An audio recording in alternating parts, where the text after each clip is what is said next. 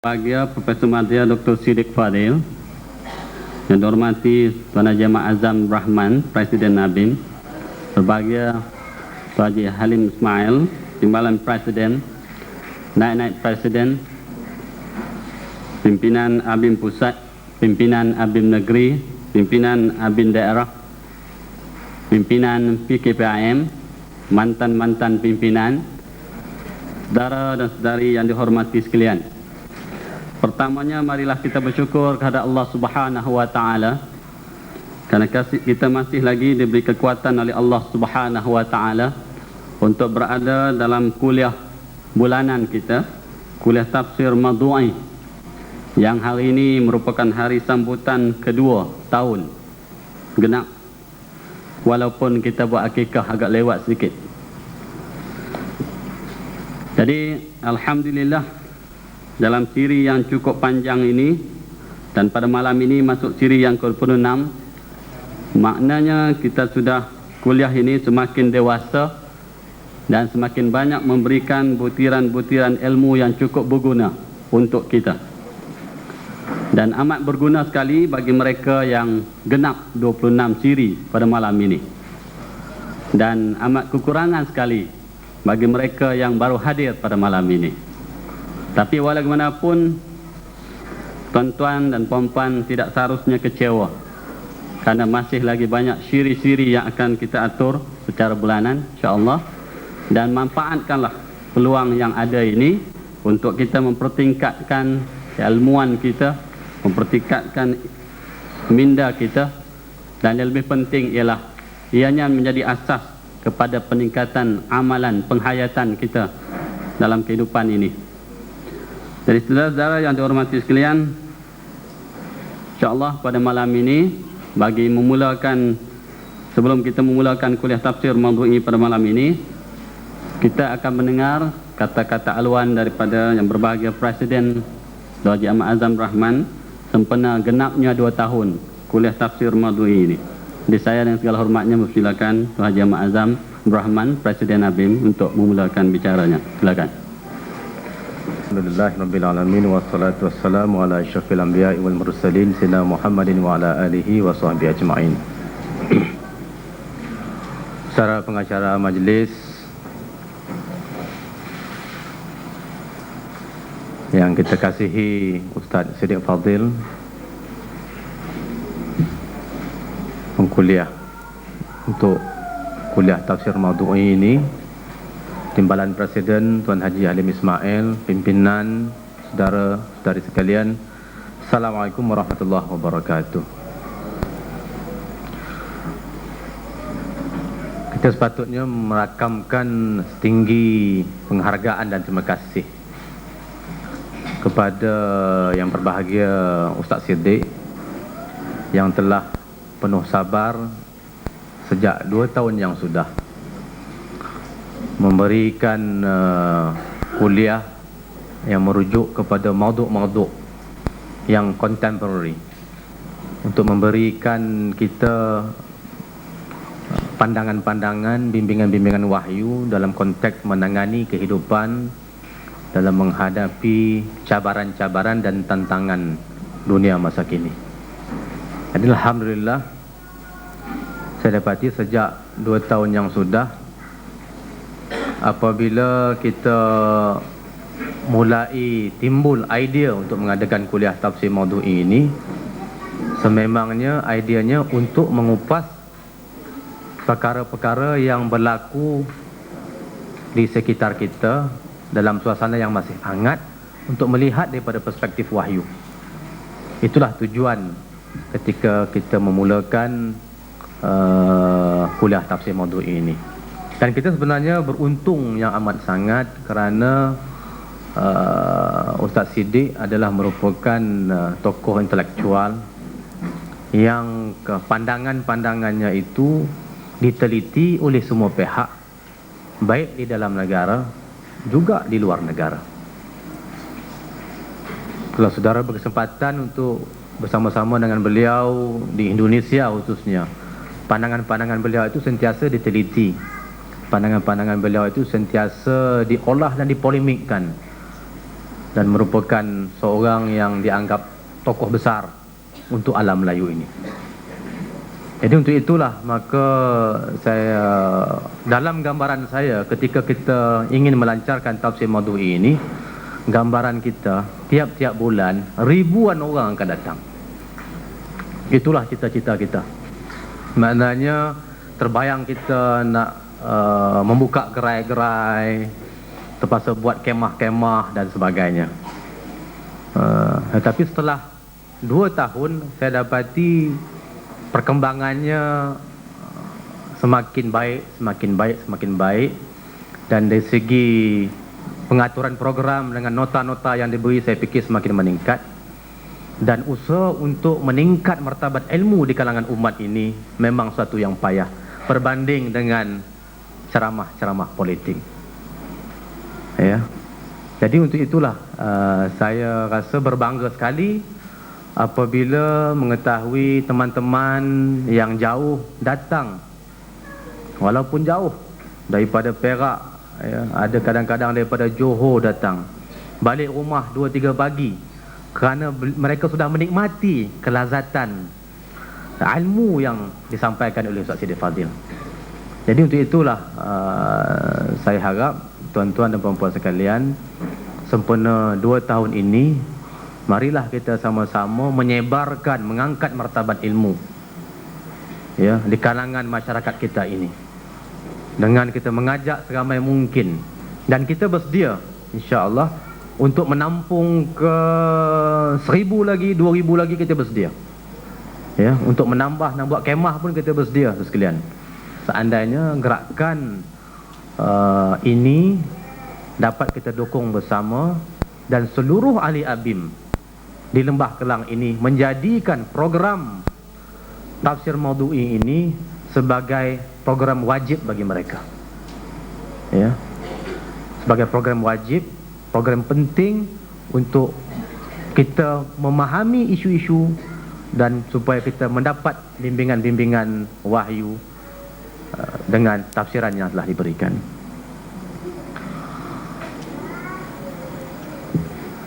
Meneliti kuliah ini, saya pribadi merasakan ada 3 kekuatan yang saya fikir orang lain belum mampu untuk menandinginya. Kekuatan yang pertama iaitu kekuatan intelektualnya, dari mengolah ayat-ayat Quran dengan kekuatan fikrah intelektual yang mendalam. Ini merupakan suatu kekuatan yang saya sendiri sudah mulai menikmatinya dengan begitu seronok sekali, ya. Dan yang kedua, kekuatan bahasa, ya. Bahasa yang dipilih itu bukan bahasa sebarangan, bahasa yang tepat dan dalam maknanya. Dan yang ketiga, ianya merujuk kepada isu kontemporer yang begitu dalam kiasannya, sehingga kan kaset-kaset yang kita jual, ada orang yang berminat untuk membelinya secara senyap-senyap, untuk diteliti dan dikaji. Dan salah seorang untuk datang dia segan, tetapi dia ingin mengetahui perkembangan yang ada. Dalam salah satu komennya mengatakan bahawa sindiran ataupun kritikan itu cukup tajam sampai ke hulu hati, ya. Begitulah bahasa yang digunakan oleh Ustaz Siddiq dan analisa-analisa yang dibuat. Bagi orang yang faham, dia faham. Bagi orang yang tak faham, dia tak faham lah, ya. Begitulah kekuatan yang ada. Jadi untuk itulah tadi Ustaz Siddiq mengatakan bila yang nak khatam ni, ya. Saya fikir selagi kompleks Darul Hikmah tak siap, ya, insya-Allah kita akan membina masjid di hadapan ini, dan kompleks pentadbiran ABIM yang berjumlah sudah menjangkau 9 juta ringgit ini akan siap. Selagi tak siap, tak khatamlah kuliah tafsir Maudhu'i ini, ya. Jadi untuk itulah sekalian, mari kita sama-sama menikmati pandangan-pandangan yang dilontarkan kepada Ustaz Siddiq. Dan saya bagi pihak ABIM ingin merakamkan setinggi penghargaan dan terima kasih setulusnya terhadap beliau kerana bersusah payah untuk menyiapkan nota-nota, kerana berusaha payah mengisi waktu yang sebenarnya amat penting bagi beliau, dan mudah-mudahan Allah Ta'ala juga yang akan membalas segala usaha baik beliau. Pada malam ini kita menjangkakan jumlahnya ramai, kita kempen agak bersungguh-sungguh. Cumanya kebetulan pada malam yang sama juga kita melancarkan konsert Darul Hikmah di Universiti Islam Antarabangsa pada malam yang sama. Ya. Konsert Darul Hikmah di UIA pada malam ini dalam usaha untuk mengutip dana pembinaan Darul Hikmah. Jadi untuk itulah jumlah yang ada ini kalau ikut anggaran kita sepatutnya melimpah keluar, tapi yang melimpah itu telah pergi ke konsert Darul Hikmah. Jadi insya-Allah mudah-mudahan di sini pun berjalan, di sana pun berjalan. Mudah-mudahan usaha untuk kita menyiapkan segera kompleks Darul Hikmah ni akan menjadi realiti dalam masa yang terdekat ini. Jadi kepada jawatan kuasa yang menyelenggarakan ini, kuliah tafsir maudhu'i ini, kita merakamkan setinggi terima kasih. Ya. Mudah-mudahan Allah Ta'ala juga membalas apa juga yang telah kita usahakan ini. Sekian. Assalamualaikum warahmatullahi wabarakatuh. Atas ucapan Alwan tadi. Dan saya kira itulah luahan rasa kita terhadap perjalanan kuliah tafsir ini, karena ianya begitu banyak memberikan manfaat kepada kita semua, bukan saja di dalam tapi juga di luar. Saudara-saudara yang dihormati sekalian, Profesor Madya Dr. Siddiq Fadil, dan insya-Allah pada malam ini kita akan menambah lagi khazanah ilmu kita untuk kita hayati dalam kehidupan ini. Dan barangkali ada tepatnya sebagaimana yang disebutkan oleh pepatah, dia kata tidak ada sesuatu yang lebih baik daripada akal yang diperindah dengan ilmu, dan ilmu yang diperindah dengan kebenaran, siddiq, dan kebenaran yang diperindah dengan kebaikan, dan kebaikan yang diperindah dengan takwa. Jadi saya dengan segala hormatnya mempersilakan yang berbahagia Profesor Madya Dr. Siddiq Fadil untuk memulakan kuliah tafsir maudhu'i pada malam ini di atas judul Bangsa yang Hilang di Dunia, Pemberian Al-Quran tentang faktor-faktornya. Dan segala hormatnya dipersilakan. Assalamualaikum warahmatullahi wabarakatuh. Alhamdulillah. Alhamdulillahilladzi anzala alaina al-Qur'an wa 'allamana al-bayan. Wassalatu wassalamu ala sayyidil anam Sayyidina Muhammad wa ala alihi wa ashabihi al-kiram. Saudara pengurusi, saudara presiden, saudara timbalan presiden, saudara pimpinan, hadirin hadirat, semoga sekaliannya sejahtera dalam limpahan rahmat dan barakat ilahi. Seperti biasa saya mulakan dengan menyatakan kesyukuran atas nikmat yang maha berkuasa kita dapat melanjutkan tafsir maudhu'i dengan memasuki siri yang ke-26. Nota yang diedarkan pada malam ini agak panjang, lebih panjang dari biasanya, 5 halaman. Rupa-rupanya panjang pendek nota tergantung hidangan yang diberikan. Kalau cuma bihun goreng 2 halaman. Kalau sembelih lembu 5 halaman. Malam ini kita menyembelih lembu sebagai menyambut surah Al-Baqarah. Tahun depan kita sambut surah Al-Fil.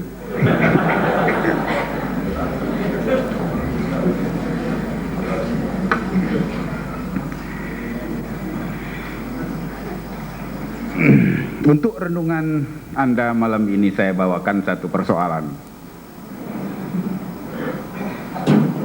Entah sejarah, entah kontemporer, saya tidak pasti. yaitu tentang bangsa yang hilang di dunia. Yang Anda semua dapat menangkap dari mana saya mendapat ilham untuk merenung persoalan ini. Apabila dengan tiba-tiba orang menjerit-jerit, takkan Melayu hilang di dunia.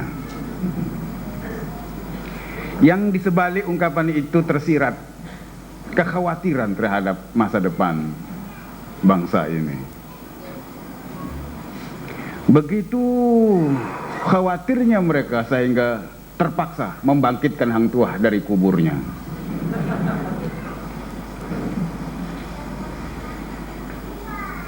Wajar kalau mereka bimbang dan khawatir, karena seperti yang saya tuliskan pada nota itu, tidak ada jaminan sesuatu bangsa dapat mengekalkan kuasa dan kedaulatannya jika asasnya cuma karena mereka adalah pribumi yang menempati tanah pusaka nenek moyang. Kalau cuma itu asasnya, memang tidak ada jaminan untuk mereka kekal. Sudah banyak umat yang terusir dari tanah air, malah tidak sedikit yang telah hilang di dunia. Yang berhak mewarisi bumi pusaka tidak semestinya bumi putra, tapi siapa saja yang saleh. Istilah Al-Quran untuk mereka yang berhak mewarisi dunia, petak bumi manapun, ialah as-salihun. Walaqad katabna fi zaburi min ba'di dzikri annal arda yarithuha ibadiyas salihun, yaitu ayat 105 surah Anbiya yang disebutkan pada nota itu. Yang berhak mewarisi bumi pusaka tidak semestinya bumi putra, tetapi siapa saja yang saleh, yakni layak, yang ditandai dengan memiliki sejumlah sifat keunggulan menurut piawai ketuhanan. Pewaris yang mendapat jaminan Tuhan adalah as-salihun, yaitu mereka yang menggabungkan iman dengan amal saleh.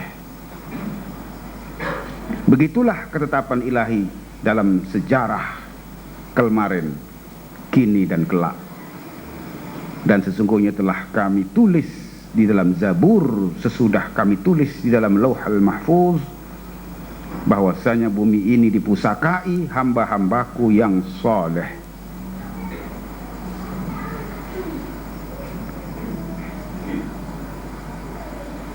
Itu jaminan Tuhan untuk mereka yang saleh, dan itu telah ditulis di Lauhul Mahfuz. Lauhul Mahfuz itu semacam grand design kalau nak memakai bahasa manusia. Sejarah sebagai aktualisasi sunatullah yang tidak berubah membuktikan hakikat bahwa unggul atau hancurnya sesuatu bangsa tergantung pada perilaku moral serta tingkah dan olah mereka sendiri. Faktornya dari mereka, tapi penentunya adalah Tuhan. Penentu nasib suatu bangsa adalah kudrat dan iradat Tuhan yang maha berkuasa. Jadi penentunya adalah the will of God, iradah ilahiyah. Tetapi iradah ilahiyah berlaku dalam sunnatullah, dalam bentuk satu undang-undang, satu peraturan, tidak sewenang-wenang. Dan disitulah tingkah dan olah manusia itu berperanan sebagai faktor. Tuhanlah yang menyelamatkannya, dan Tuhan jugalah yang menghancurkan mereka dengan cara yang dikendakinya apabila kebejatan mereka telah sampai ke puncaknya. Demikianlah yang terjadi kepada kaum Lut, penduduk Madian, kaum Ad dan kaum Samud, Fir'aun, Qarun dan Haman. Fakullan akhadna bidzambih, faminhum man arsalna alaihi hasiba, wa minhum man akhadathu as-sayhah, wa minhum man khasafna bihi al-ard, wa minhum man aghraqna, wa ma kana Allahu liyuzlimahum walakin kanu anfusahum yazlimun. Sadaqallahul azim. maka tiap-tiap mereka itu kami siksa disebabkan dosanya. Ya. Jadi harus digarisbawahi kalimat akhadna bizambihi, karena dosanya. Maka di antara mereka ada yang kami timpakan kepadanya hujan batu kerikil, dan di antara mereka ada yang ditimpa suara keras yang mengguruh, dan di antara mereka ada yang kami benamkan ke dalam bumi, dan di antara mereka ada yang kami tenggelamkan. Dan Allah sekali-kali tidak hendak menganiaya mereka, akan tetapi merekalah yang menganiaya diri mereka sendiri. Demikianlah 4 jenis contoh. Ini sekedar contoh, mungkin ada cara-cara lain Tuhan mengazab sesuatu bangsa dan menghilangkan sesuatu bangsa dari muka bumi. Itu hanya contoh. Yang terbenam, yang tenggelam. Yang terbenam itu Qarun, fa khasafna bihi wa bidarihil ardh. Seperti yang telah dikuliahkan dalam siri-siri yang lalu, bahwa Qarun yang sombong itu mengakhiri riwayatnya dengan ditelan bumi.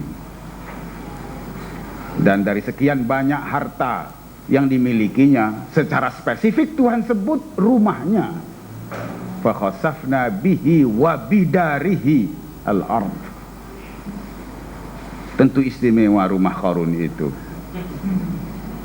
karena dari sekian banyak hartanya. Kan disebut dalam Al-Quran itu, kunci-kuncinya saja tak terpikul oleh sekumpulan orang-orang yang kuat. Bayangkan betapa kayanya dia. Itu baru kuncinya, belum saham-sahamnya lagi. Tapi yang Tuhan sebut adalah rumahnya. Dikatakan pintu-pintunya dari emas. Tenggelamlah Qarun bersama rumah kebanggaannya itu. Mudah-mudahan sebahagian dari pintu rumah Qarun itu terpelanting di mana-mana kawasan ini.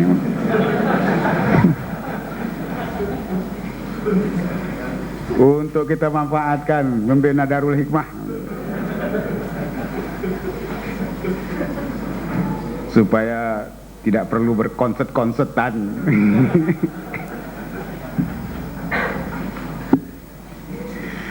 Yang ditelan, yang ditenggelamkan itu Fir'aun. Tapi ayat ini hanya mengimbas sepintas lalu. Sebenarnya Fir'aun itu sesudah dia tenggelam di laut, bangkainya terdampar ke darat untuk disaksikan oleh manusia. Kalau dia hilang, mati di perut laut, tamat riwayatnya begitu saja. Tapi kehendak Tuhan, sesudah dia mati ditelan laut, laut campakkan dia ke darat, dan orang boleh saksikan ini bangkai Fir'aun.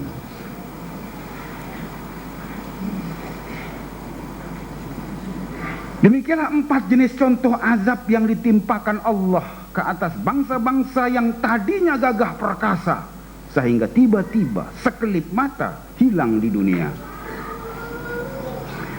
Pembinasaan itu sekali-kali bukan penganiayaan Tuhan ke atas manusia. Tuhan tidak pernah enjoy menganiaya manusia. Hanya orang-orang, manusia-manusia tolol saja yang dia merasa terhibur menyiksa manusia.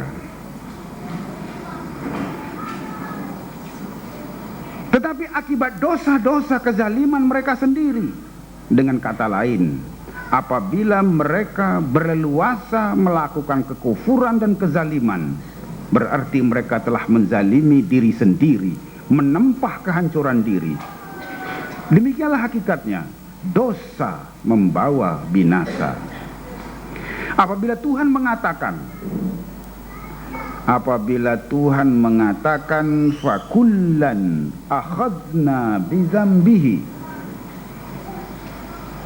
maka tiap-tiap mereka itu kami seksa disebabkan dosa-dosanya, maka dapatlah dibayangkan nasib bangsa yang telah kehilangan kesadaran tentang dosa, bangsa yang telah kehilangan pengertian dan kesadaran tentang dosa, yang ditandai gejala meluasnya budaya kesewenang-wenangan melakukan kezaliman, penipuan, pembaziran, pembolotan, dan pelbagai penjarahan lainnya lagi. Tentu ada sebabnya. Apabila Al-Quran berulang-ulang menegaskan hakikat bahwa dosa membawa binasa, seperti dalam ayat Al-An'am,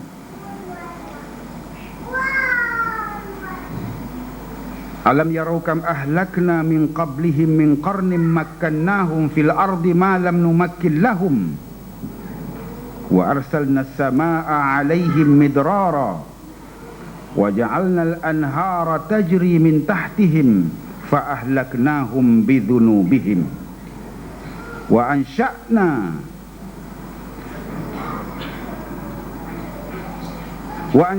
min ba'dihim qarnan akharin.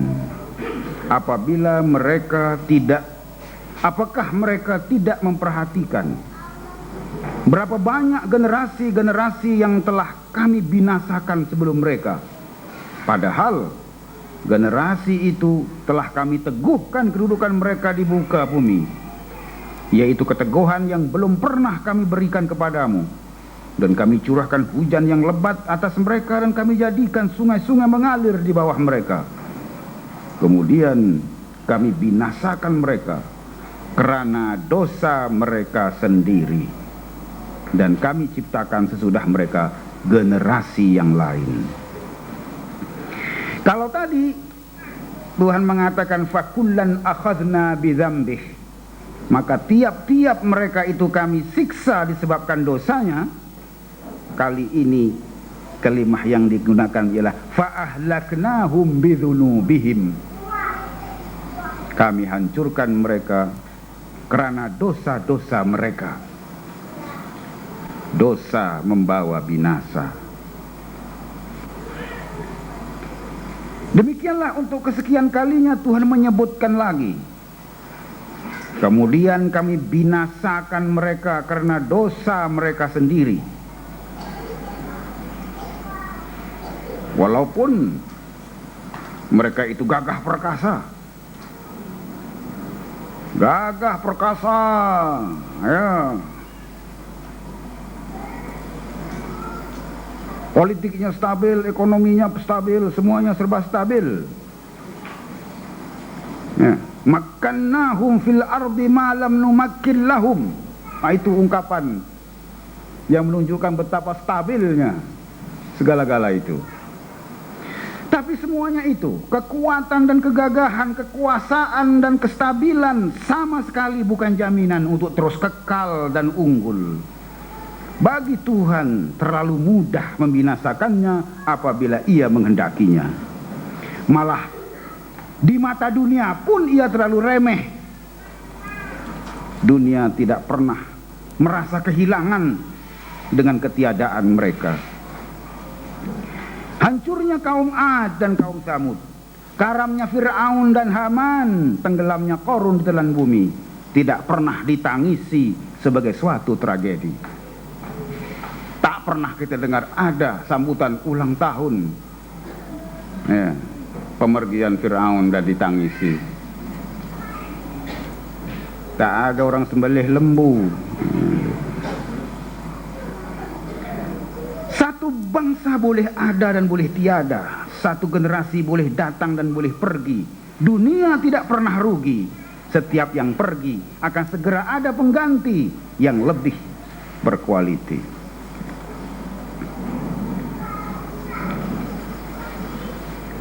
Saya melihat tafsiran Abdullah Yusuf Ali tentang ayat ini, dan dia melihatnya dari perspektif sejarah tentang kehancuran bangsa-bangsa yang pernah diberikan kedudukan yang begitu kuat. Now comes the argument from history, kata beliau. Looking backwards and forwards. If we are so short-sighted or arrogant as to suppose that we are so firmly established on this earth, secure in our privileges, we are reminded of much greater nations in the past who failed in their duty and were wiped out. Mereka itu disebut much greater nations in the past, tetapi fail in their duty. Walaupun besar, gagah perkasa, tapi bila gagal melaksanakan tanggung jawabnya sebagai pemegang amanah Tuhan, maka dengan mudah mereka itu wiped out.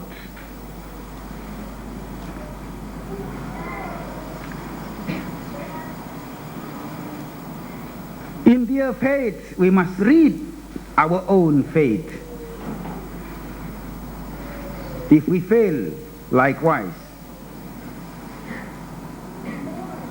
Dan di ayat lain, Tuhan menyebut fakta yang sama seperti dalam surah Muhammad ayat 13. Wa ka'ayyin min qaryatin hiya ashaddu quwwatan min qaryatika allati akhrajatka ahlaknahum fala nasira lahum. Surah Muhammad ayat 13. Wa ka'ayyin min qaryatin hiya ashaddu quwwatan min qaryatika allati akhrajatka ahlaknahum fala nasira lahum. Surah Muhammad adalah surah yang muqarrar, yang dimasukkan dalam silabus usrah. Mudah-mudahan Anda masih ingat. Berapa banyak kampung, berapa banyak negara yang lebih kuat dari negara kamu, yang mengeluarkan dan mengusir kamu itu. Semuanya kami telah binasakan. Dan apabila kami binasakan, tidak ada yang dapat menolong. Merujuk, ya, ayat ini merujuk kepada Quraisy Mekah.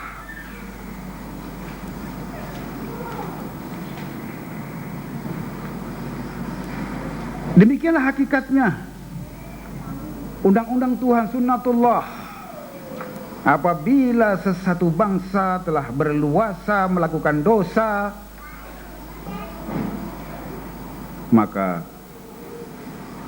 akan segera tamatlah riwayatnya, akan segera hilanglah di dunia. Namun manusia selalu lupa apabila mendapat kuasa. Kita tak lupa karena kita tak pernah berkuasa.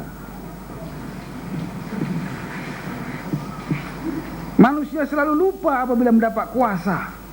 Mereka lupa bahwa kuasa adalah milik Allah. Dialah yang sebenarnya malikal mulki.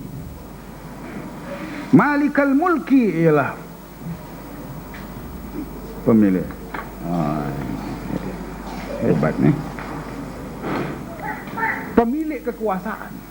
Allahumma malikal mulki tu'til mulka man tasha' wa tanzi'ul mulka mimman tasha' dan seterusnya. Petikkan dari surah Ali Imran yang menjadi wirid kita saban hari. Dialah sebenarnya malikal mulki.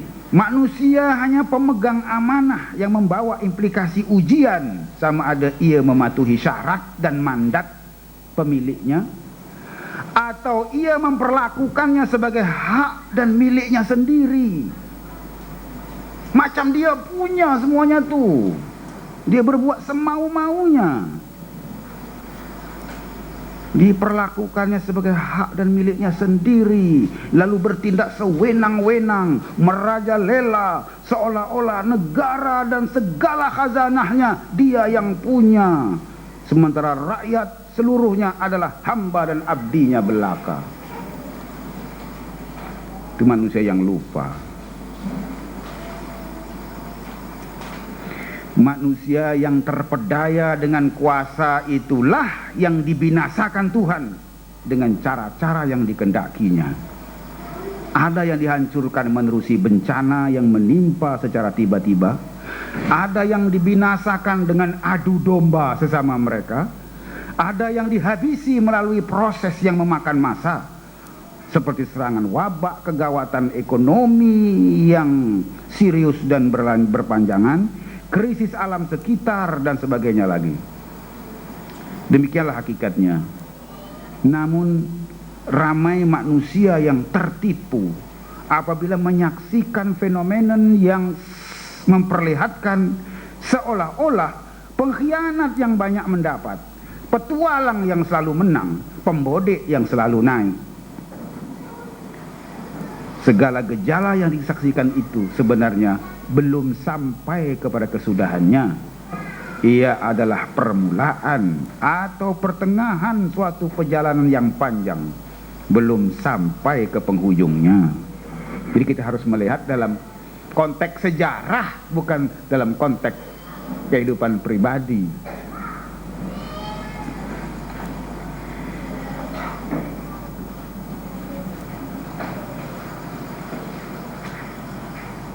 Kalimat dosa yang membawa binasa itu kadang-kadang bertukar ganti dengan kalimat kezaliman. Maksudnya, Tuhan membinasakan sesuatu bangsa apabila mereka berleluasa melakukan kezaliman. Dalam banyak tempat Tuhan menyebut bahwa Tuhan tidak membinasakan sesuatu negara, satu bangsa, satu kampung, melainkan penduduk-penduduknya sudah zalimun, illa wa ahluha zalimun, ataupun lamma zalamu, kami binasakan apabila mereka telah menjadi zalim. Jadi antara yang disebut dosa itu ialah zalim, yang juga disebut berulang kali dalam Al-Quran.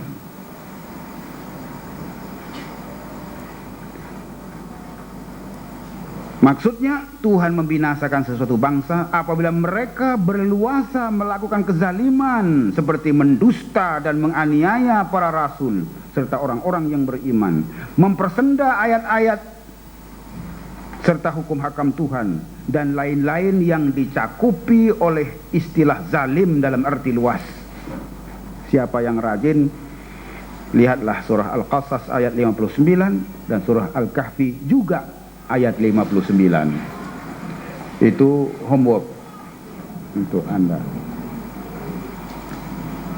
Jadi kezaliman adalah dosa yang membawa binasa.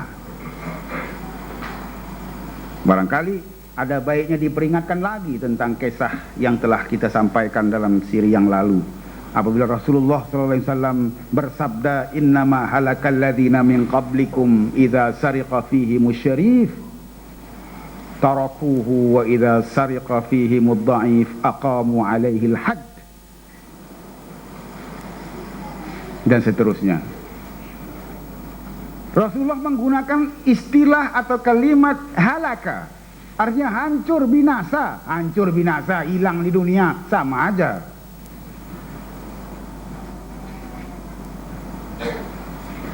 Apa fakturnya apabila umat yang silam hancur binasa, hilang di dunia? Idza sariqa fihi musyarif tarakuhu, bila orang atasan, orang besar mencuri, dibiarkan. Tarakuhu. Wa idza sariqa fihi mudha'if aqamu alaihi al-hadd. Tapi apabila orang kecil yang mencuri, maka dia diambil tindakan, malah dikenakan hukuman had, dipotong tangannya.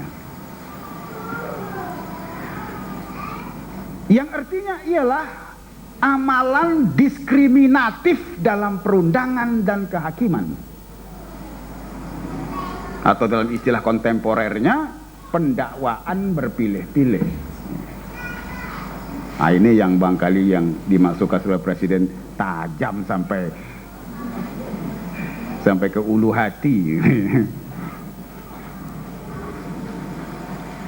Nah, hadis itulah yang dilanjutkannya dengan beliau mengatakan, demi Allah, andainya Fatimah binti Muhammad, Fatimah putriku itu mencuri, nescaya aku potong tangannya. Tidak ada diskriminasi, tidak ada beda membeda, tidak ada pandang bulu. Kalau Fatimah lain kena, tapi kalau Fatimah binti Muhammad, ya hilangkan aja filenya. Tidak ada amalan begitu, karena Rasulullah sangat tahu dan sangat menyadari bahwa hancurnya umat Islam karena kezaliman yang ditandai oleh antara lainnya amalan diskriminatif dalam perundangan dan kehakiman.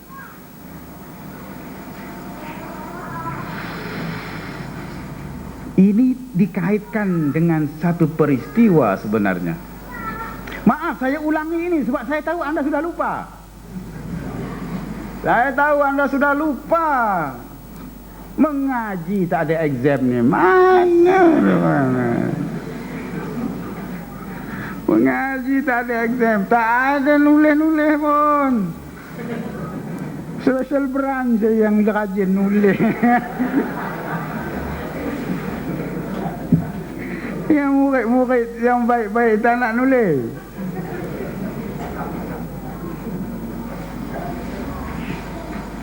Hadis ini dilatari oleh satu peristiwa. Apabila Fatimah Al-Makhzumiyah mencuri, namanya Fatimah juga, dia ini bangsawan, wanita bangsawan dari suku Makhzumi, karena itu disebut Fatimah Al-Makhzumiyah. Dia mencuri sejumlah emas dari Baitul Mal lalu tertangkap. Oleh karena dia ini bangsawan, maka kaumnya melobi Nabi agar melepaskannya. Bersungguh-sungguh kaum sukunya itu melobi. Yang ini janganlah dihukum. Kalau yang lain-lain yang kecil-kecil, tangkaplah, hukumlah. Tapi yang seorang ini, yang Fatimah ini, jangan. Dia orang besar. Dia bangsawan. Nah, itu kandungan lobi itu. Dan Anda tahu cara mereka melobi. Mereka tidak langsung menemui Nabi. Mereka melobi melalui orang kesayangan Rasulullah, yaitu Zaid ibnul Harithah, anak angkat kesayangan Rasulullah. Kalau Anda nak belajar cara melobi, begitu. Jangan langsung kona melalui orang terdekat, orang yang sangat disayangi, dengan harapan oleh karena ia lahir keluar dari mulut orang yang disayangi, maka kemungkinan untuk approve itu besar sekali. Kena right person yang buka mulut depannya. Itu sekedar untuk tahu, bukan untuk dilakukan.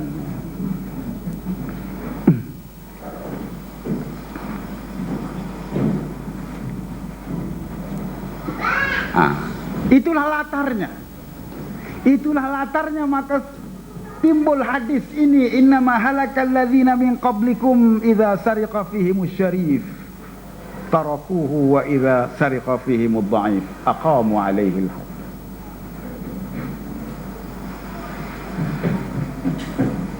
Kezaliman seperti itulah sebagai contoh yang merupakan dosa dan akhirnya membawa binasa. Memang sudah menjadi sunnatullah. Generasi bangsa yang sudah tidak dapat diharapkan lalu dibinasakan Allah, mereka segera digantikan oleh generasi lain yang benar-benar lain. Bukan cuma generasi lain, tapi perangnya serupa. Generasi lain yang benar-benar lain watak dan kualitinya, seperti yang disebut pada penghujung ayat 6 surah Al-An'am yang tadi kita bacakan. Ya. Fa ahlaknahum bidzunubihim wa ansha'na min ba'dihim qarnan akharin. Kemudian kami binasakan mereka karena dosa-dosa mereka sendiri, dan kami ciptakan sesudah mereka generasi yang lain. Sama ada generasi yang lain atau kaum yang lain, bangsa lain. Apabila sesuatu generasi itu sudah tak boleh diharap lagi, irreparable, damage-nya itu sudah tak boleh dikontrol. Ya, kaedah-kaedah damage controlnya tak jalan, maka Tuhan akan binasakan aja generasi itu. Tunggulah generasi lain. Walaupun kadang-kadang ya, meskipun di sini kita sebut akan segera digantikan, tapi segera itu juga suatu yang relatif. Kadang-kadang terpaksa menunggu berpuluh tahun juga. Seperti dulu yang kita kisahkan tentang Bani Israel yang disesatkan Tuhan 40 tahun. Ingat kisah itu kan? Kisah apabila Bani Israel yang tadinya sudah mau diajak keluar dari Mesir, sudah mau diajak Mesir, kita harus merubah, harus mencipta masa depan yang lebih baik, dah mau dah. Sampai tepi laut, udah kecoh. Macam mana ni? Ini laut nih, belakang Fir'aun mengejar. Mujurlah, laut terbelah. Senanglah mereka ditarik masuk, menyeberang laut. Udah laut terbelah. Tak itu boleh lagi.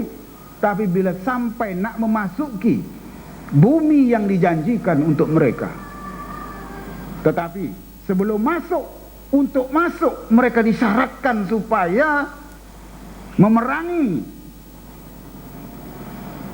golongan orang-orang yang disebut qauman jabbarin. Kamu harus perang, harus melawan golongan itu. Dengar perkataan melawan tu, terus saya tak jadi, tarik diri semua. Kalau setakat jalan jauh tu boleh lah, tapi melawan-lawan ni dok lah teman. Ini perangai generasi yang tak boleh diharap lagi. Bagi dia melawan, memprotes itu tak ada. Mereka itu sudah sebati dengan jiwa hamba. Hamba abdi mana tahu, mana ada bahasa melawan, menentang, membangkang, memprotes. Mana ada bahasa itu bagi orang-orang yang berjiwa hamba. Yang mereka tahu cuma yes, alright, titah dijunjung, terletak di atas batu jemala patik, digantung patik tinggi, direndam patik basah, dibakar patik hangus. Itulah yang dia tahu.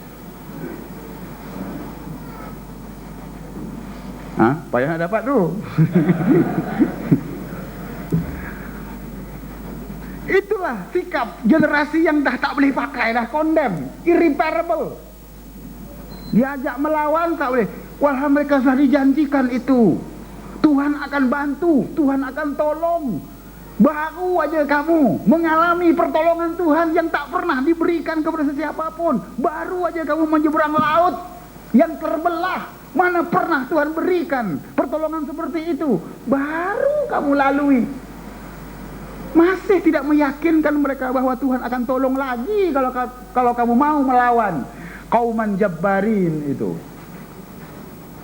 Dasar jiwa hamba tak mau. Izhab anta wa rabbuka faqatila inna hahuna qa'idun. Itu jawabannya. Kalau sudah begitu ya sudah, sesatkan aja 40 tahun. Jadi kesesatan 40 tahun cukup untuk membunuh, menghancurkan, menyiksa, dan seterusnya menghilangkan generasi yang tak terpakai itu dari dunia, untuk menumbuhkan generasi baru yang berjiwa merdeka, yang terbentuk dalam satu situasi dan satu budaya bebas, budaya merdeka yang jauh dari budaya penindasan Fir'aun.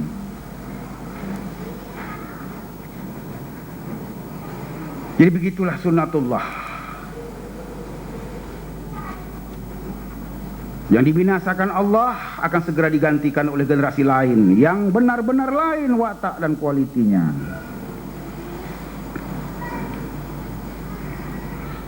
Seperti yang disebut dalam penghujung surah ayat 6 surah Al-An'am tersebut, dan kami ciptakan sesudah mereka generasi yang lain.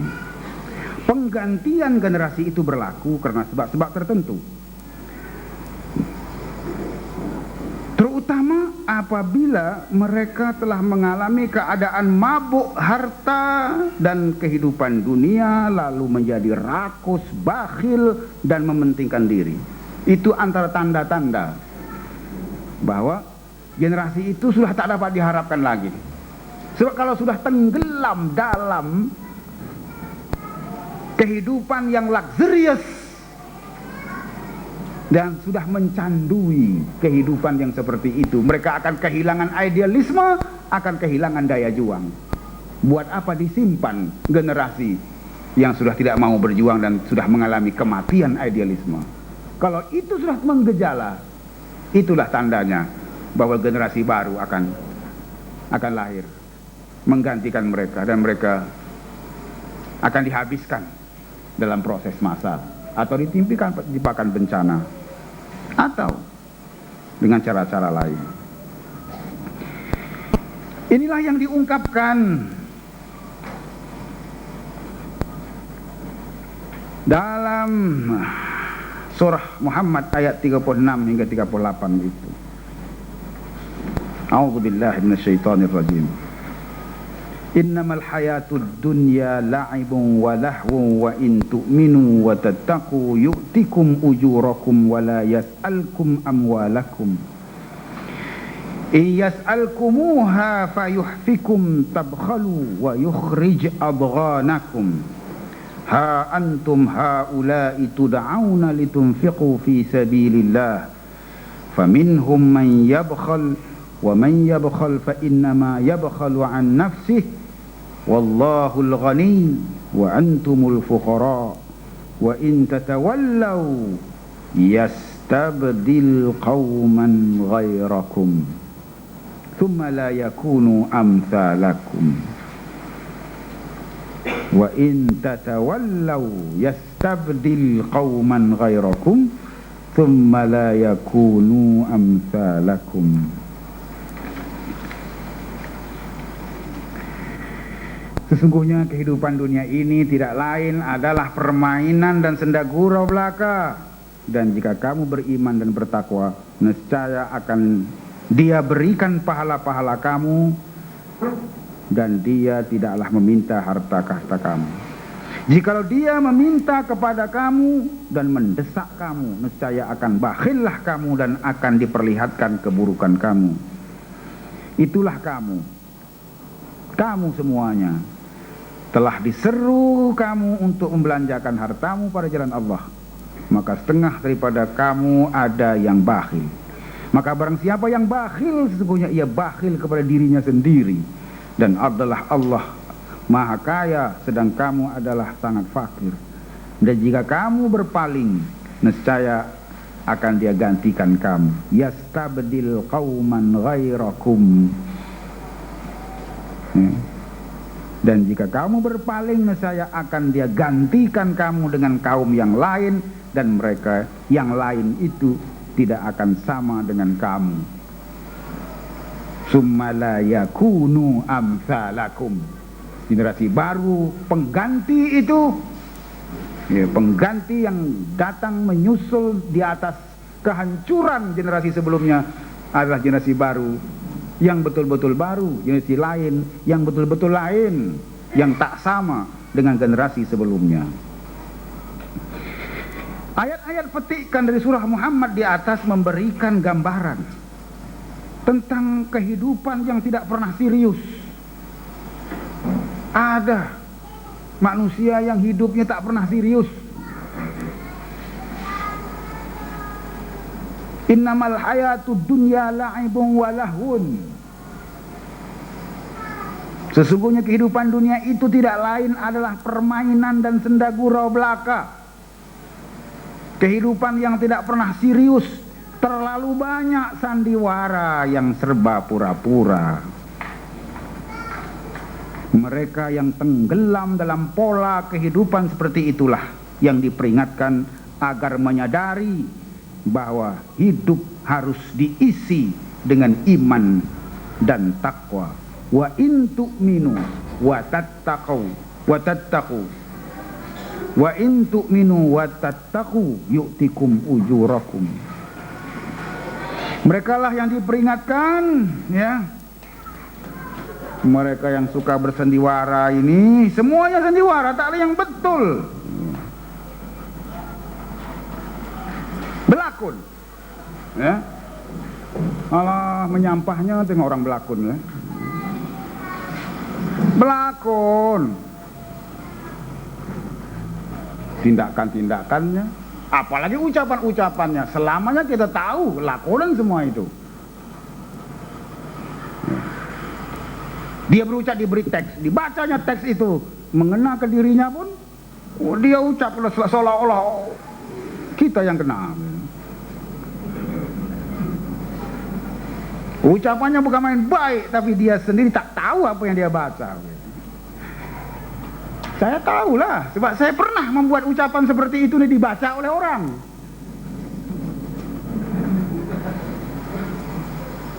Dibacanya, sebiji dibacanya. Lepas dia baca, orang perkenalkan saya kepadanya. Ini Dr. Siddiq yang tulis ucapan tadi. I see. Congratulations, it's a good speech. Oh, dia pula tahniah saya. Yang berucap dia. Congratulations, it's a good speech. Saya tidak menyangka bahwa dia akan berkata begitu, maka saya tergamam begitu aja. Kalau sekali lagi berlaku keadaan itu, saya akan kata, thank you, and you are a good reader.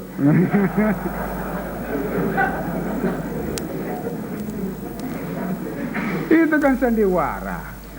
Peresmian, ucapan-ucapan peresmian itu 90% sandiwara.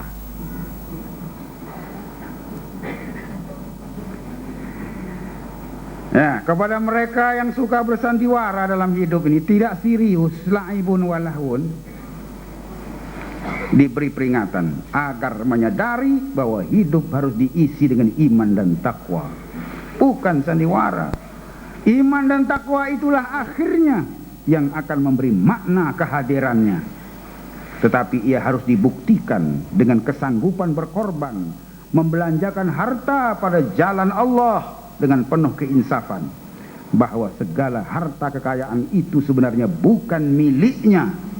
Seperti tadi, kuasa bukan miliknya, Tuhan yang memiliki, Malikal Mulki. Demikianlah harta yang kita pegang itu, atas nama kita itu, geran yang tercatat nama kita di atasnya, semuanya itu bukan kita punya, bukan miliknya, tapi milik Allah. Apabila sesuatu generasi bangsa sudah membelakangkan sikap dan kesadaran tersebut, sudah merasa semuanya dia punya, lalu bertindak semau-maunya, tamatlah riwayat mereka, dan akan menyusullah generasi lain yang punya sikap yang sihat dan persepsi yang benar dan tepat. Dalam kaitan ini, Hamka dalam tafsir Al-Azharnya mengulas. Ini ulasan Hamka. Akhirnya sebagai penutup ayat atau penutup surat, Tuhan berfirman, Dan jika kamu berpaling, wa in tatawallau, dan jika kamu berpaling, artinya kamu berpaling karena telah kamu tinggalkan pendirian yang asli itu, yaitu mendahulukan kepentingan bersama daripada kepentingan diri sendiri, mengingat bahwa manusia sebagai pribadi tidak mempunyai apa-apa dan tidak dipunyai apa-apa. Kalau pendirian ini telah ditinggalkan, nescaya dia akan gantikan kamu dengan kaum yang lain. Yastabdil qauman ghairakum. Kaum yang lain itu ialah yang sanggup memegang teguh amanah Allah, yang sanggup mewarisi kekayaan itu, dan mereka tidaklah akan menyerupai kamu. Summa la yakunu amsalakum. Mereka pengganti itu ialah yang lebih mementingkan keperluan bersama daripada kepentingan pribadi, yang mendahulukan kekayaan negara daripada kegemukan diri sendiri. Orang yang kebetulan gemuk tidak usah merasa tersinggung. Ini maksud lain, ini maksudnya lain ini. Yang insaf bahwa negara ini adalah amanat Allah yang diserahkan ke tangannya, bukan harta pusaka nenek moyangnya yang akan dipeluk dipagut sampai mati. Ini Hamka yang berkata begitu. Saya mengutipnya saja, salah mengutip kata-kata Hamka. Mereka itu pula lah yang akan menyambut tugas yang suci ini, sesuai dengan firman Tuhan pada ayat 105 surah Al-Anbiya yang tadi telah saya bacakan. Sesungguhnya bumi akan mewarisinya ialah hamba-hambaku yang saleh. Annal arda yarithuha ibadiyas salihun. Kalau kesalehan tidak ada lagi, jangan heran kalau hancur semua. Dan sebelum hancur, janganlah heran jika Allah menyerahkannya kepada tangan lain yang sanggup memimpinnya. Isu penggantian suatu kaum dengan kaum yang lain disebut berulang kali dalam Al-Quran. Misalnya dalam ayat 38 dan 39 surah At-Taubah, Tuhan memberikan amaran kepada mereka yang kehilangan gairah perjuangan, mereka yang mulai mabuk dengan kesenangan hidup al-hayatud dunya, terpedaya dengan kehidupan dunia yang sementara dan tidak seberapa, lupa dengan habuan ukhrawi yang berganda-ganda. Demikianlah hakikatnya. Kesenangan dan kemewahan duniawi dapat membunuh idealisme dan melumpuhkan daya juang. Bangsa yang telah hanyut dalam obsesi kebendaan yang secara konsekuensial membawa kematian idealisme perjuangan adalah bangsa yang segera akan hilang di dunia. Ini bukan gertak kosong, tapi amaran Tuhan. Illa tanfiru yu'adzibkum azaban aliman wa yastabdil qauman ghairakum wa la tadurruhu syai'a wallahu ala kulli syai'in qadir.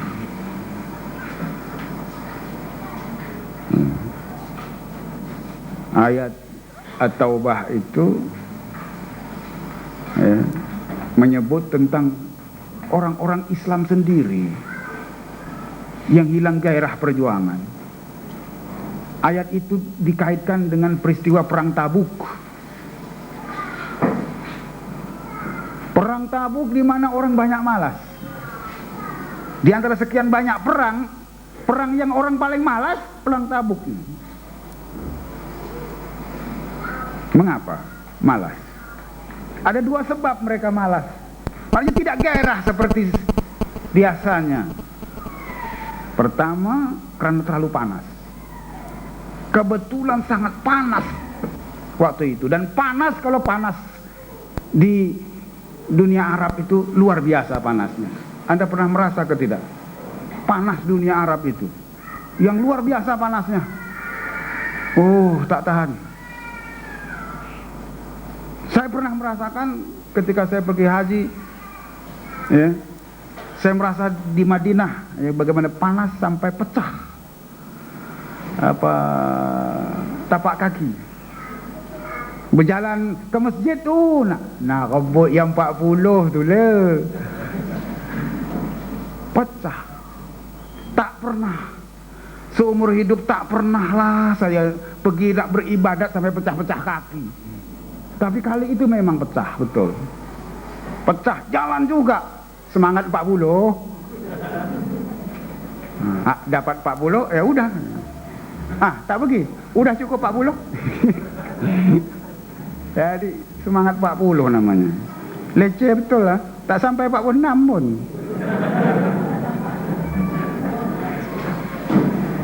Pecah. Jadi artinya panasnya luar biasa. Karena itu orang Arab sendiri usahakan Melayu yang mengalami hujan sepanjang tahun ini. Arab yang sudah biasa kepanasan pun bila sampai ke musim Tabuk, perang Tabuk itu dia tak tahan panas. The heat of the summer. Yang keduanya karena ketika itu musim menuai, buah tengah menjadi. Tengah ranum, tengah jadi. Kalau pergi ditinggalkan untuk berperang, takut melepas ini musim menuai itu. Ada yang tak terjaga, jadi takut kerugian ekonomi. Takut rugi ekonomi karena tengah menjadi. Kan banyak dalam hidup ini pengalaman-pengalaman begitu.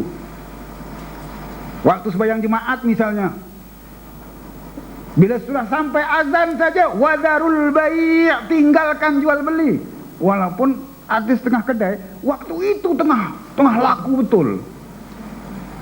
Tapi Tuhan kata tinggalkan, karena pergi sembahyang itu lebih untung. Seuntung-untung orang berjual beli hari jemaat itu, masih lebih untung yang pergi jemaat. Jadi calculationnya tidak semestinya calculation ekonomi semata-mata. Ada calculation lain lagi, ada matematik lain yang tak diajarkan di sekolah. Dan tak semua yang diajarkan di sekolah itu dipakai kan. Ya, matematik apa? Kalau harga di pasaran Rp3.80, dibeli dengan Rp8. Ini di mana dia belajar matematik?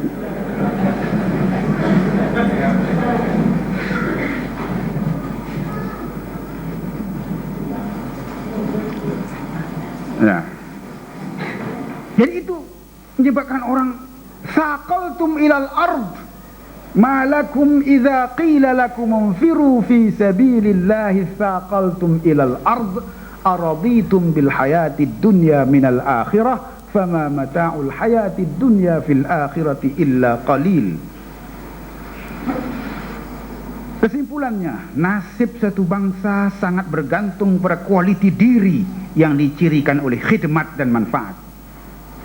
Sesuatu bangsa layak untuk terus hadir di dunia selama kehadirannya bermanfaat kepada manusia kemanusiaan sejagat.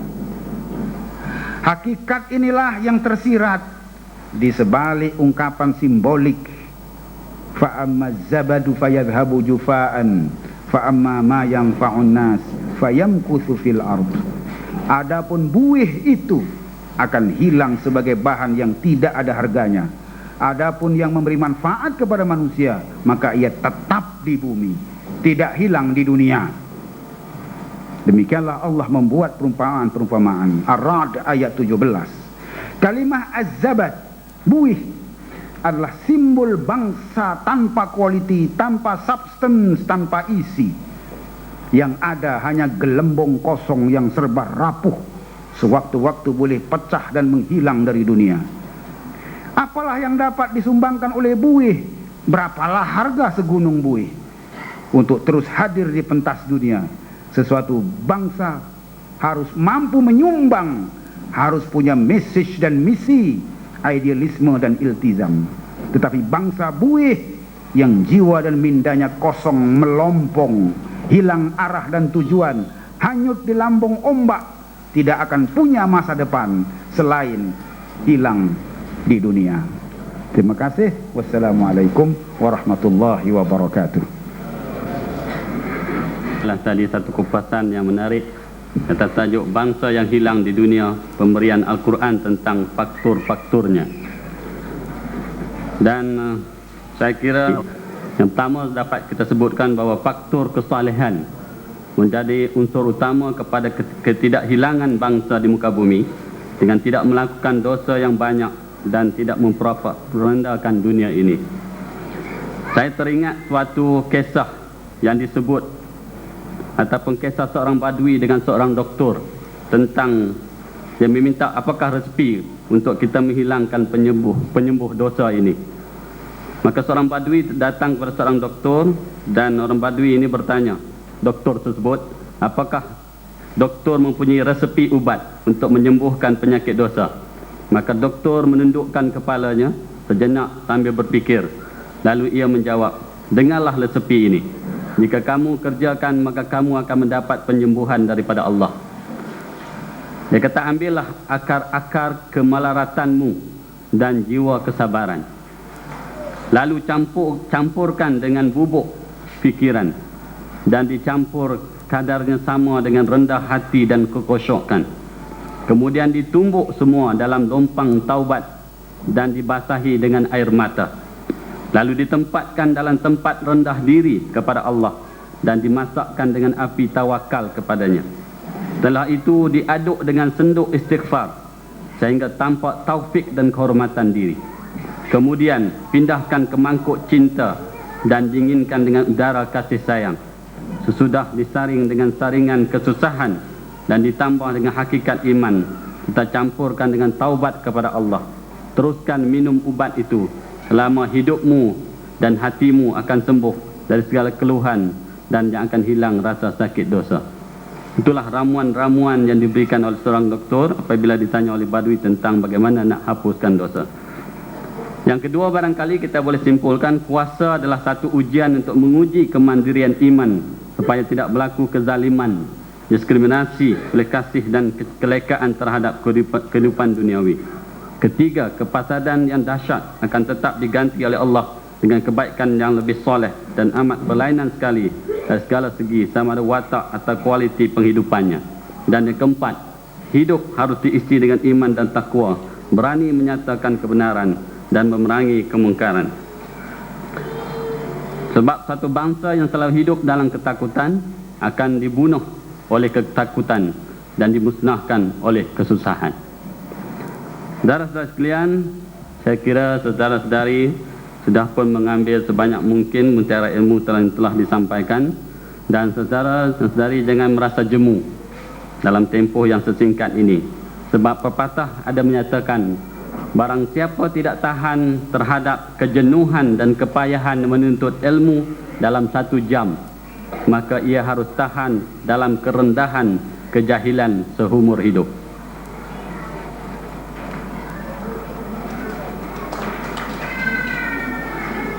Dan sekalian, kita masih mempunyai masa yang agak panjang juga bersama dengan Dr. Siddiq Fadil. Jadi saya memberi ruang kepada saudara sekalian untuk mengukakan sebarang pandangan, soalan ataupun apa juga yang tersirat dalam hati untuk kita perbincangkan malam ini. Jadi saya dengan segala hormat mempersilakan saudara untuk mengukakan. Silakan.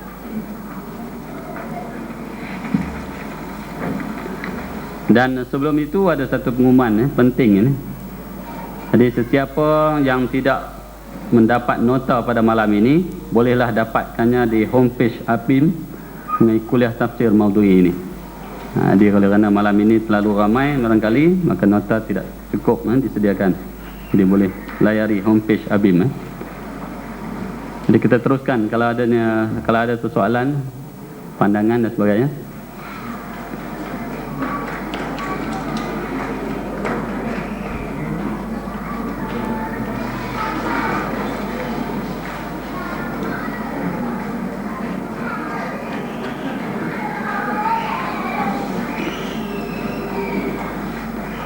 Ada persoalan?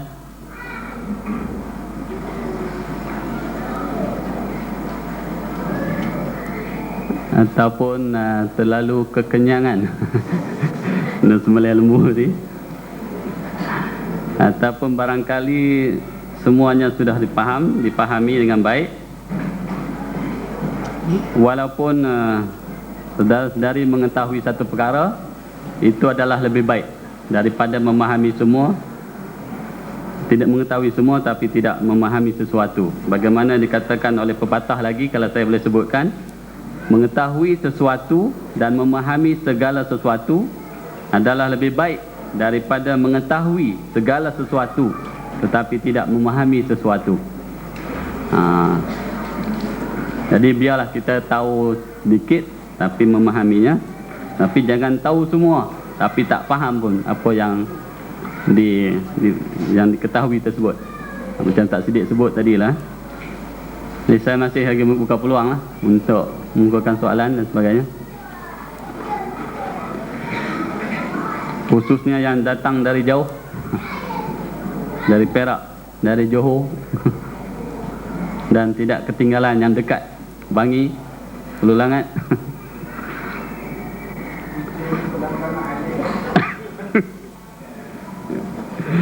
Ya, silakan.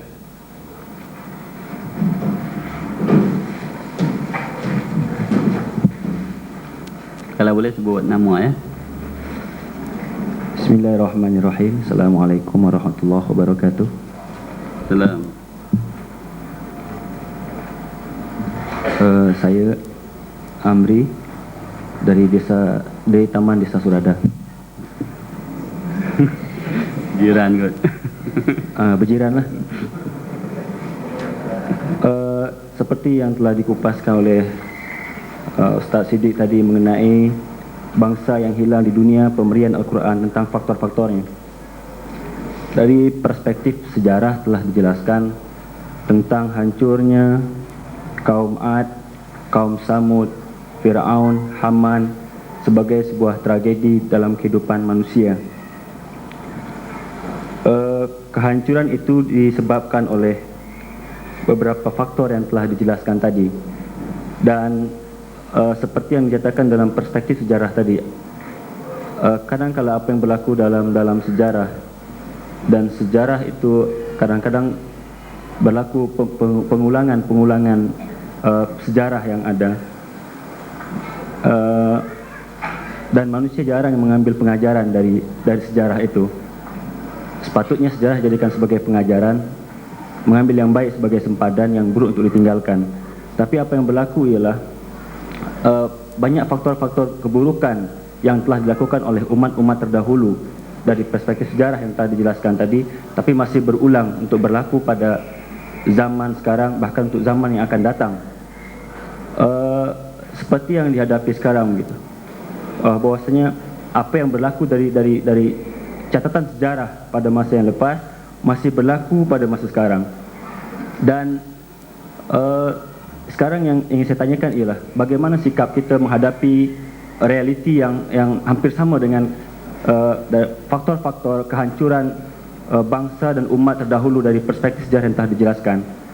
Apakah kita harus menunggu sehingga Tuhan memberikan ketentuannya 40 tahun atau 50 tahun, atau mungkin kita dituntut untuk menumbuhkan semangat juang dan idealisme kita untuk menjadi perpanjangan tangan Tuhan untuk mempercepat satu proses pergantian generasi itu.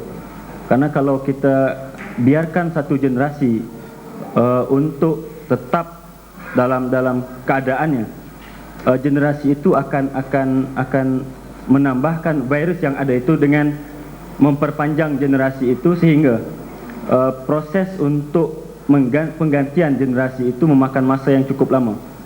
Jadi yang saya tanyakan ialah bagaimana sikap kita untuk menghadapi generasi yang seperti ini. Apakah kita harus menunggu sunatullah, ketentuan Tuhan seperti dalam perspektif sejarah, karamnya Fir'aun dan Haman, hancurnya kaum Ad dan Samud, atau kita perlu melakukan satu usaha untuk mempercepat proses pergantian generasi itu?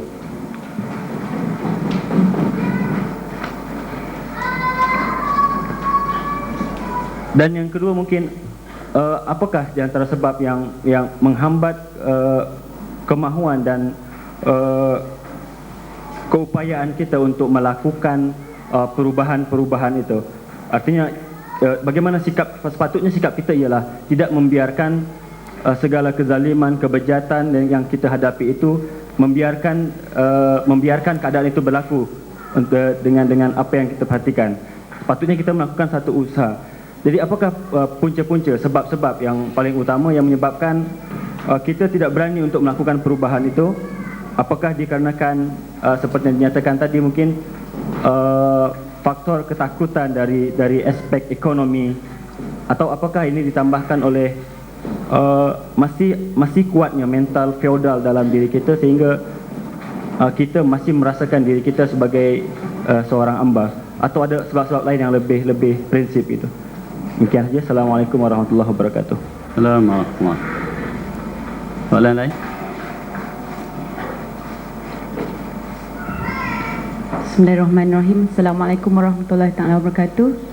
Saya Nur Zuraida daripada Selangor.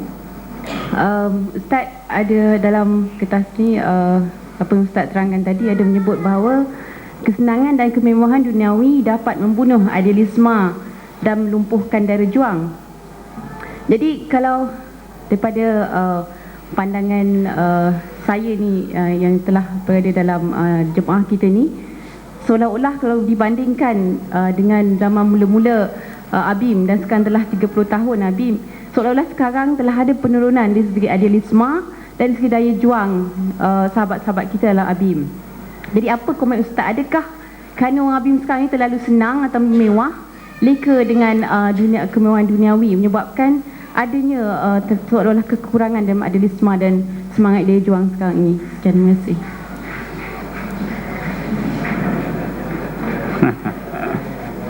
Ada satu lagi soalan? Boleh? Wakil PKPM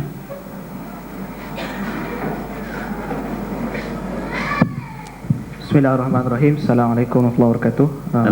Khairul Arifin dari PKPM. Ustaz, soalan saya berlega di sekitar seperti mana yang dalam ayat yang Ustaz nyatakan tadi tentang bagaimana suatu kaum yang apabila ia berpaling dan maka dengan itu Allah akan gantikannya, dan kadang-kadang ianya mengambil satu tempoh masa yang agak panjang, dan dalam tempoh masa yang panjang ni banyak perkara tentang kesusahan dan maknanya umat Islam ni terdapat suffer. Jadi mungkin ada ruang-ruang ke di mana letaknya di sini hidayah Allah beri dari satu generasi yang teruk, kemudian perubahan kepada satu generasi yang baru yang Allah habiskan, tapi adakah di manakah hidayah, ada ruang-ruang ke untuk diberi hidayah oleh Allah SWT? Allah Allah.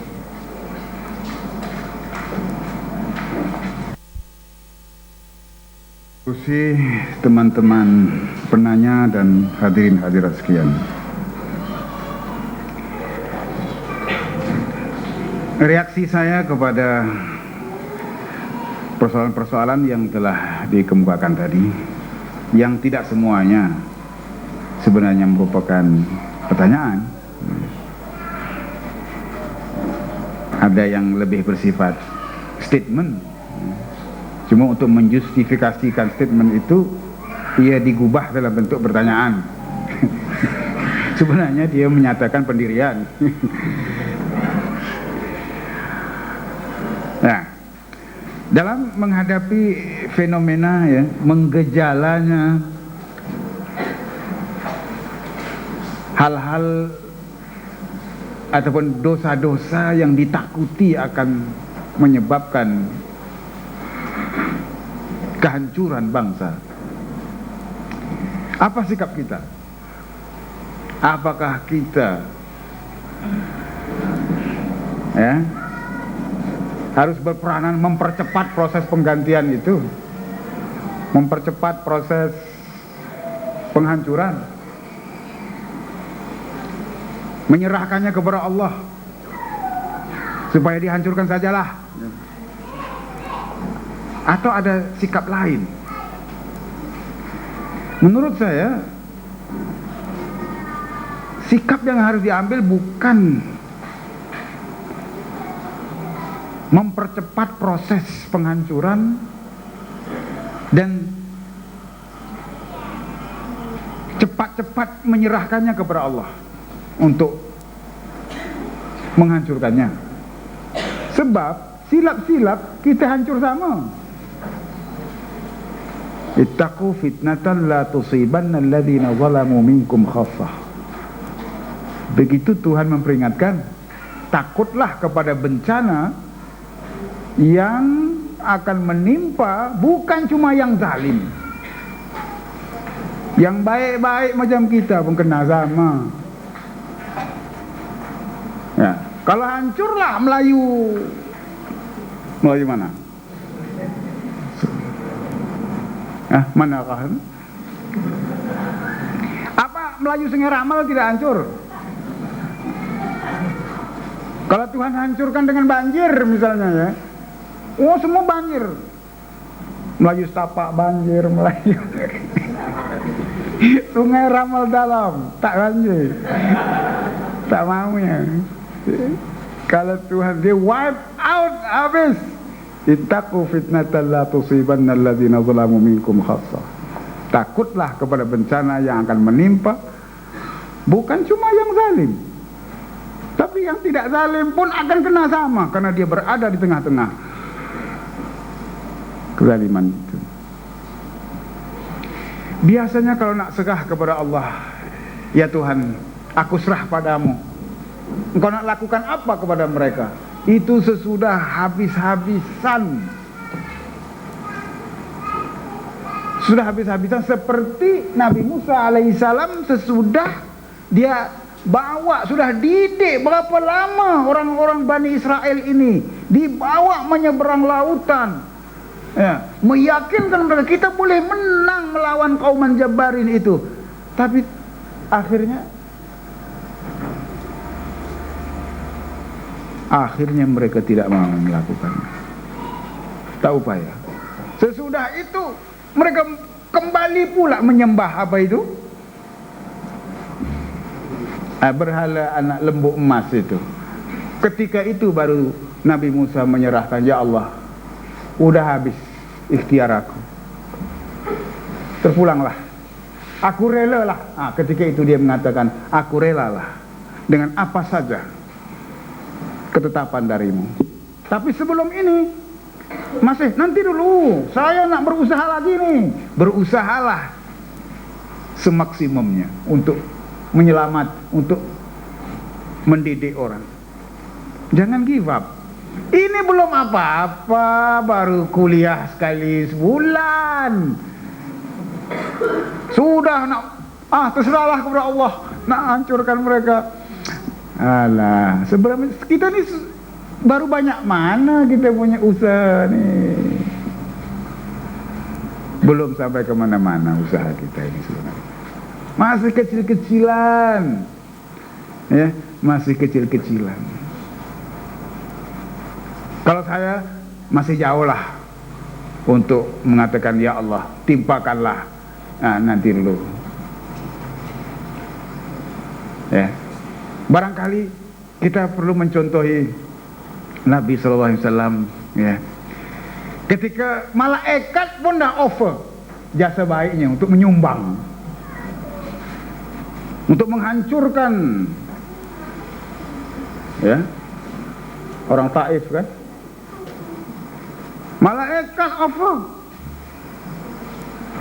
free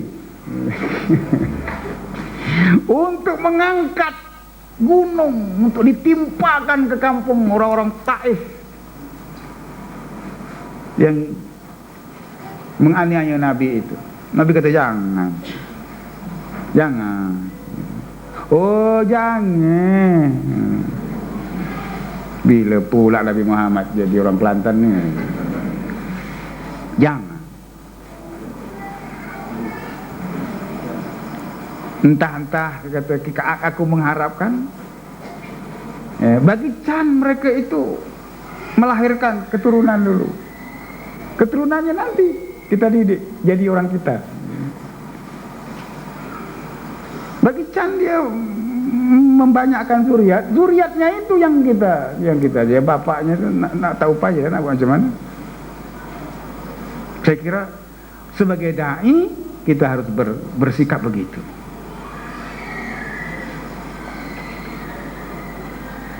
Ini yang diamalkan oleh tokoh-tokoh pendakwah seperti Hasan al-Banna rahimahullah.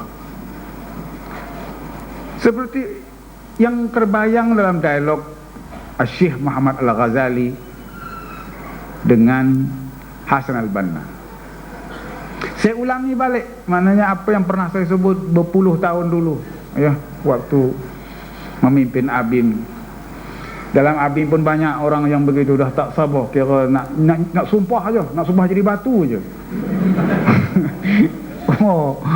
Mujur dia tak diberi oleh Tuhan kuasa nyumpah orang jadi batu. Kalau ada kuasa dah, saya ingat habis dah. Dengan azam sekali sumpah jadi batu dah. Marah sikit sumpah jadi batu.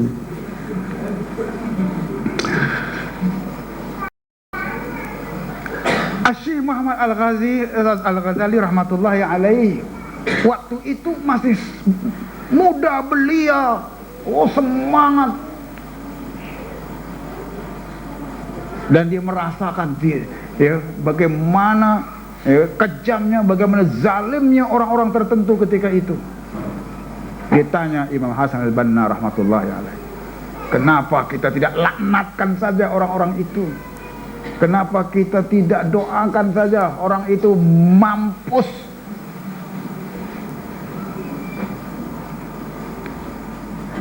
Al-Banna rahmatullahi alaih sebagai seorang pemimpin yang jernih jiwa dan mindanya, pendakwah tulenlah dia itu. Ketika Muhammad Al-Ghazali berkata demikian, dia renung, wajah Muhammad Al-Ghazali itu direnung tajam-tajam sambil dia mengatakan, ikrah amalahum wa tamannal huda lahum. Kalau engkau nak benci, bencilah perbuatan mereka itu, penyelewengannya, kezalimannya, kekejamannya. Itu fokuskan kebencian kamu itu kepada perbuatannya itu, tapi untuk batang tubuh orang itu, tamannal huda lahum, harapkan petunjuk untuk orang itu, harapkan hidayah untuk orang itu.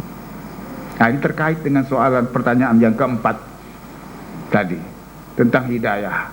Kalau Tuhan nak memberikan hidayah, ya siapa tahu tiba-tiba orang dapat hidayah.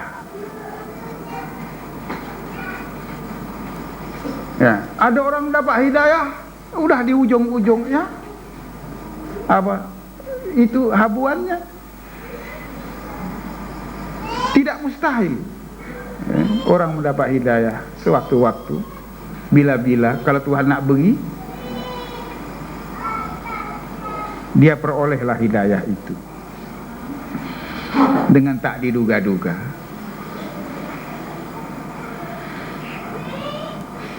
Jadi saya bersikap begitu, konsisten dengan sikap sebagai seorang dai. Lalu apa sebab kita ini cuma lebih banyak mengharap kehancuran orang dari bekerja kuat untuk menyelamatkannya jangan sampai hancur? Dipikir-pikir ya, barangkali betul tak kita nih? Kita ini dakwah kita ini sikit aja, doa kita bagi hancur orang ini lebih banyak lagi. Betul tak? Tak payah mengaku lah, maknanya pikir kali. Coba anda jujur kepada diri sendiri, antara berusaha berdakwah, ya, menyampaikan kebenaran, dialog dengan sebaiknya, dengan berdoa mampu hendaknya itu untuk persoalan untuk direnung. Ya. Yang jelas di kalangan aktivis-aktivis Islam sendiri, ya, berlaku kelesuan.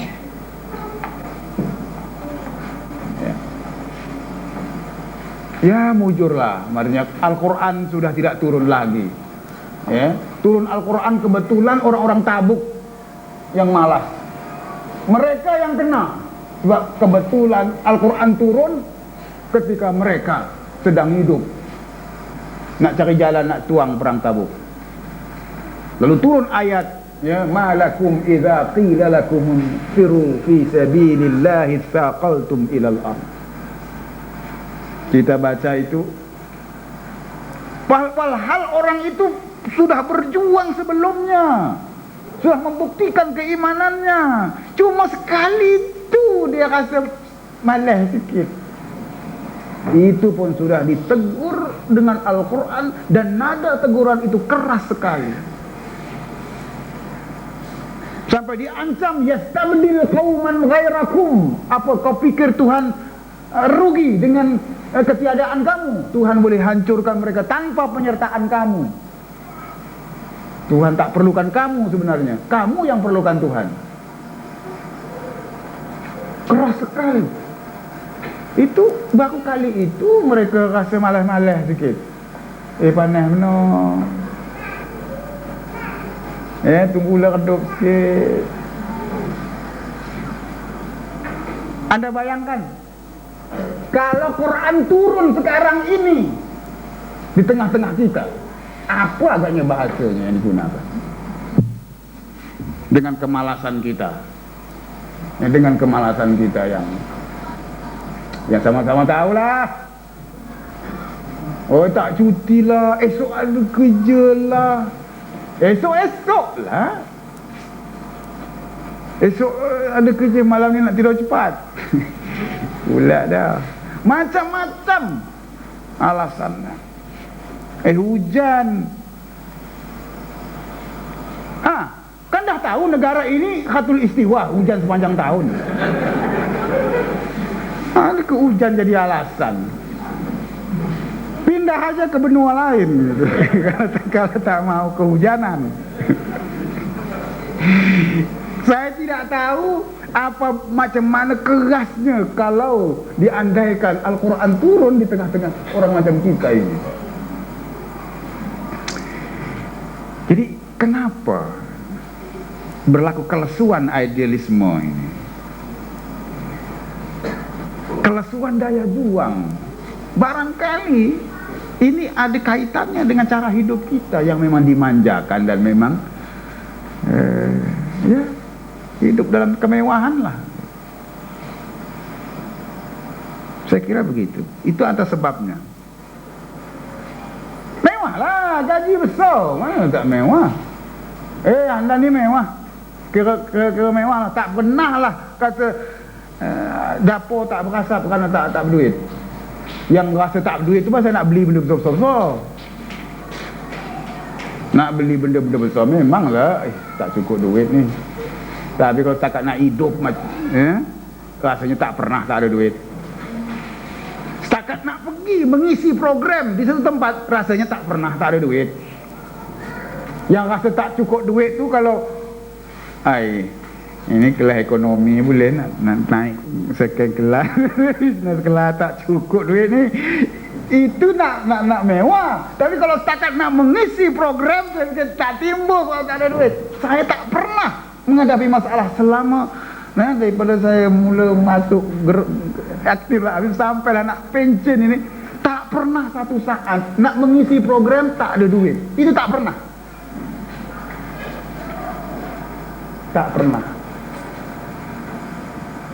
Yang lebih menjadi faktor penghambat itu ialah kemalasan sebenarnya, bukan tak ada duit. Malas bukan tak ada duit, duit ada. Kalau betul tak ada, akan ada orang boleh tolonglah. Kalau cuma itu masalahnya. Tapi masalah lebih dari itu ialah masalah malas. Malas itulah kenapa jadi malas. Itulah kita tak tahu nilai perjuangan kita. Kita sudah salah mempersepsikan arti hidup. Maknanya ada yang tak kena dalam persepsi kita tentang arti hidup dan arti perjuangan. Di samping pada mulanya bangkai tulenlah alasan takut itu takut ini, apalagi pegawai kerajaan lah, seperti saya lah katakan tentu ada reserve-nya, ada banyak perhitungan lah. Nak cakap besar sikit, nanti pension ada berapa bulan lagi, ada lagi perhitungan-perhitungan begitu. Bukan. Itu yang saya sebut sebagai sindrom ketergantungan para ilmuwan. Itu satu faktor juga. Cakap banyak sekali, shut up, government officer, mana boleh cakap macam itu. Jadi memadaikah umat ini kita bangunkan dalam satu situasi takut-takut? Cukupkah umat ini dibangun kualitinya, daya juangnya oleh pendakwah-pendakwah dalam situasi takut-takut? Yang dapat dibina dalam situasi takut-takut itu ya generasi penakut, itu aja. Saya kira itu antara faktor mengapa kita kurang gairah dalam berjuang ini. Tentang kesenangan duniawi yang membunuh idealisme, boleh membunuh idealisme. Saya pikir ini tak payah lihat sejarah yang jauh-jauh lah, melihat kenyataan kontemporer pun memadai. Bagaimana kemewahan boleh membunuh idealisme perjuangan. Bagaimana orang masuk politik misalnya bukan lagi karena memperjuangkan suatu cita-cita yang murni idealisme, tapi untuk dijadikan sebagai vehicle mencari kedudukan dan mencari keuntungan. Dan orang yang sudah mendapat keuntungan, yang sedang menikmati keuntungan, mereka tidak berani untuk berkata benar, untuk memperjuangkan cita-cita kebenaran. Itu arti kemewahan. Karena itulah maka saya selalu mengatakan bahwa di sebalik kedaifan itu ada kekuatan. Karena mereka tidak takut apa-apa.